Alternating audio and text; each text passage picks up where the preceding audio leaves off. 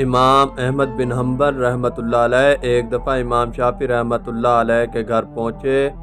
امام شافعی رحمۃ اللہ علیہ نے اپنی بیٹیوں کو بتایا کہ ایک بڑے عالم آ رہے ہیں، ان کے لیے اچھا کھانا تیار کرنا ہے۔ چنانچہ بیٹیوں نے اچھا کھانا بنا کر کمرے میں رکھ دیا۔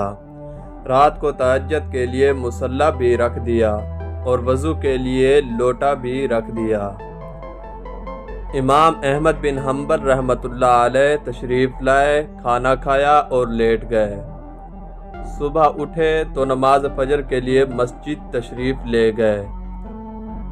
بچیاں کمرے میں صفائی کرنے کے لیے آئیں تو دیکھا کہ برتن میں جو 3 آدمیوں کا کھانا رکھا تھا وہ سارا ہی ختم ہو چکا تھا۔ مصلی جیسا رکھا تھا ویسا ہی پڑا ہے، پانی جیسا بھرا تھا ویسے ہی موجود ہے۔ یہ دیکھ کر بڑی حیران ہوئی کہ ان کی تعریفیں تو بہت سنی تھی، مگر یہ تو بڑے بسیار خور نکلے، تہجد بھی نہیں پڑھی اور صبح بھی بے وضو ہی چلے گئے۔ جب امام شافعی رحمۃ اللہ علیہ گھر آئے تو بیٹی نے ساری بات کہہ سنائی۔ سچے لوگ تھے۔ امام شافعی رحمۃ اللہ علیہ نے امام احمد بن حنبل رحمۃ اللہ علیہ کو صورتحال بتائی کہ میری بیٹی تو یہ پوچھ رہی ہے۔ کہنے لگے، حضرت جب میں نے پہلا لقمہ کھایا تو مجھے اپنے سینے میں نور نظر آیا، ہر لقمے پر میرے سینے کا نور بڑھ رہا تھا۔ میں نے کہا، معلوم نہیں زندگی میں اتنا حلال اور پاک رزق پھر مجھے نصیب ہوگا یا نہیں، کیوں نہ اس کھانے کو اپنے جسم کا حصہ بنا لیا جائے۔